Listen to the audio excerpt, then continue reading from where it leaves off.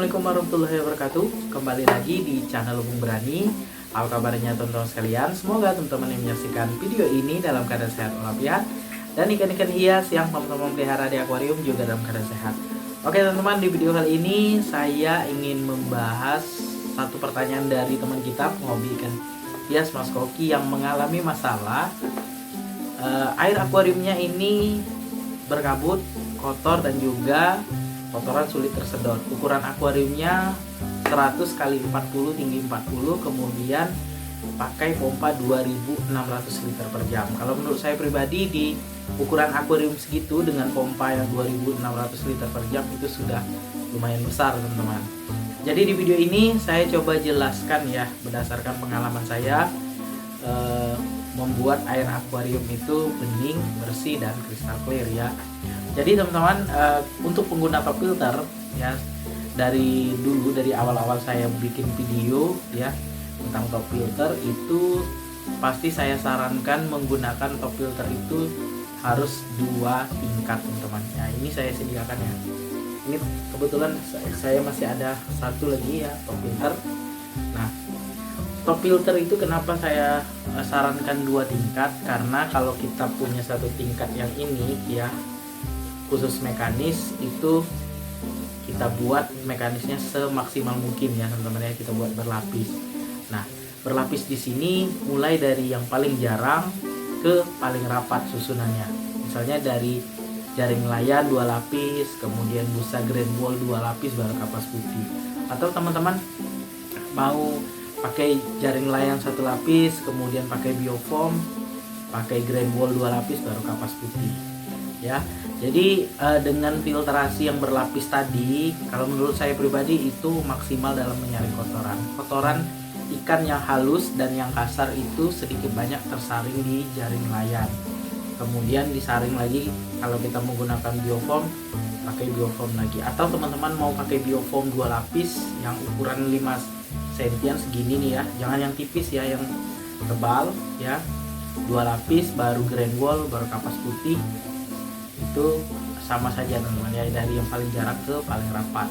Nah, kalau susunan yang seperti tadi ya, dari yang paling jarang ke paling rapat, itu dipastikan kotoran halus dan kasar sedikit banyak tersaring di jaring layan, kemudian tersaring lagi di biofoam, baru tersaring lagi di grand wall, baru kapas putih teman-teman. Itu dipastikan kapas putihnya akan awet.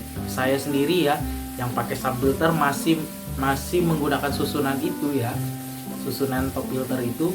Alhamdulillah kapas putih saya itu saya perhatikan memang kotor tapi tidak terlalu kotor teman-teman.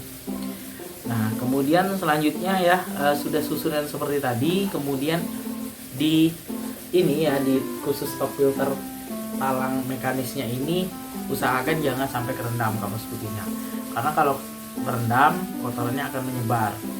Kalau tidak terendam, posisinya kapas putihnya itu kering ya, dilalui air saja tapi tidak kerendam air, itu dipastikan air akuariumnya akan jernih. Dengan penyaringan yang maksimal tadi ya, itu dipastikan air akuarium kalian akan bening teman-teman.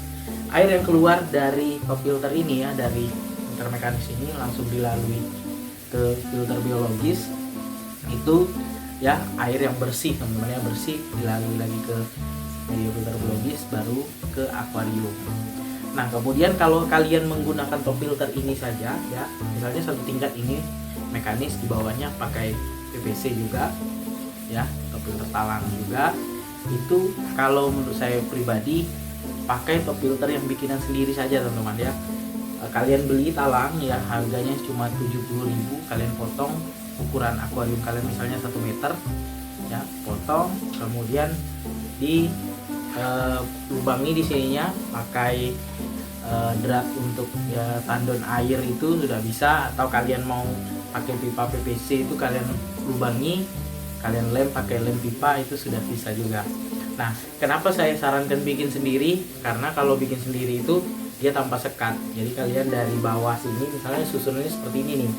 Nah, dari sini kalian susun media filter biologis misalnya full batu apung, full bioring ya. Itu jadi lebih banyak media filter biologisnya teman-teman. Nah, kalau kita pakai sekat ya paling ada sedikit ya yang termakan oleh sekat. Jadi kalau misalnya kita bisa memaksimalkan media filter biologisnya dengan cara semua full pakai media filter biologis tanpa sekat chambernya, itu lebih baik teman-teman. Nah kemudian ya, kalau teman kita ini mengalami air akuariumnya sulit bening, itu dari faktor media filter biologisnya, kemudian mekanisnya ya, mungkin biologisnya sedikit ya, kemudian juga mekanisnya cuma satu lapis, bisa jadi juga.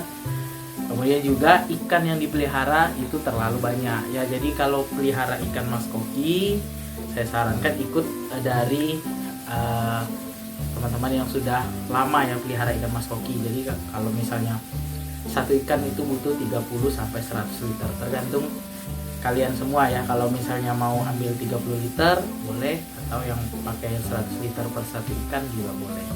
Nah ngomong-ngomong, ikan mas koki yang di belakang saya ini memang lagi kosong ya teman-teman ya. Ini dikarenakan ikannya lagi di grooming di tank 1 meter, dan insya Allah kalau misalnya ada rezeki saya akan tambah lagi nih teman-teman. Rencananya saya mau pelihara 11 sampai 15 ekor lah di dalam ini ya, karena media filter biologisnya sudah banyak, pakai sun filter, mekanisnya juga lebih baik dari penggunaan top filter kemarin teman-teman. Nah kita lanjut ke pembahasannya. Kemudian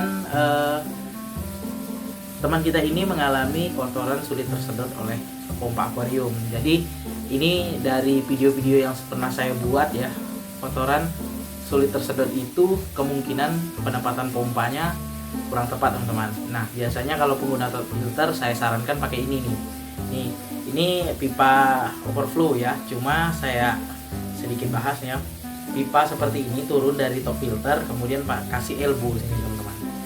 Jadi elbownya agak serong ya, jadi dia anggap saja ini di belakang ya, diserongkan seperti ini, dia menghadap ke pompa. Kemudian posisi pompa itu di dinding, misalnya dinding sebelah kanan atau sebelah kiri, itu di bagian tengahnya teman-teman. Anggap saja ini dinding kiri kanan akuarium kalian. Nah pompa itu di bagian tengah teman-teman, jangan di ujung sini, karena kalau elbow yang ini di output itu mengarah ke tengah seperti ini ya, serong seperti ini, dia kotorannya tidak akan terdorong ke pompa teman-teman. Pompanya posisinya di tengah, itu dipastikan kotoran akan tersedot oleh pompa akuarium.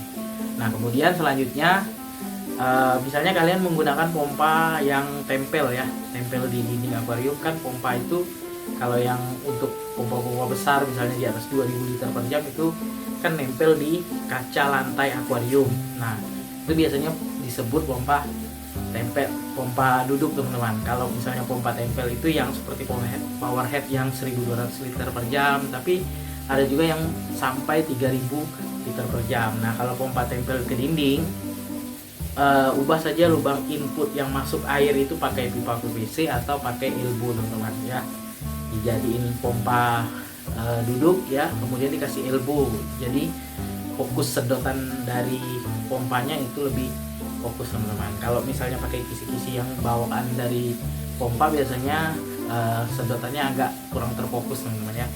Ubah pakai pipa PVC.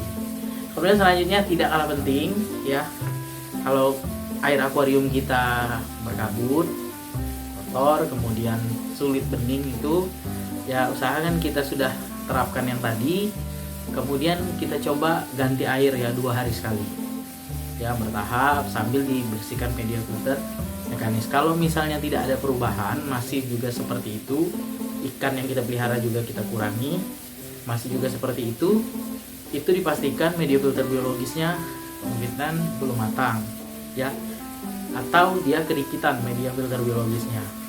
Kemudian mekanisnya juga terlalu jarang ya, mekanis terlalu jarang. Misalnya kalian menggunakan jaring nelayan semua, itu menurut saya kurang bagus ya, karena tidak ada media filter mekanis yang menyaring kotoran yang halus. Kotoran halus itu disaring media filter yang paling rapat seperti grain ball sama kapas putih. Kalau misalnya teman-teman mau pakai kapas putih saja, tidak pakai grain ball 2 lapis bisa juga. Kalau mau pakai grain ball juga 2 lapis gak jadi masalah, sama. Cuma bedanya kalau grain ball itu bisa digunakan berulang-ulang bertahun-tahun.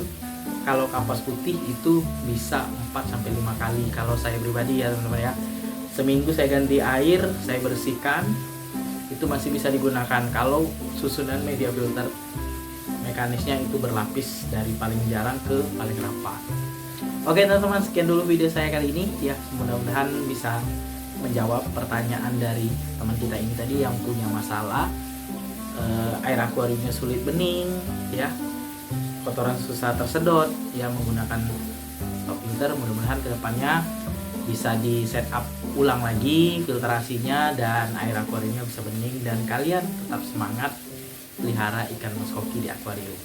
Oke teman-teman, sebelum saya akhiri video ini, mohon dukungannya ya pada channel Lumbung Berani dengan cara subscribe, like, komen, serta share videonya agar channel Lumbung Berani makin berkembang dan terus menginspirasi teman-teman penghobi ikan hias.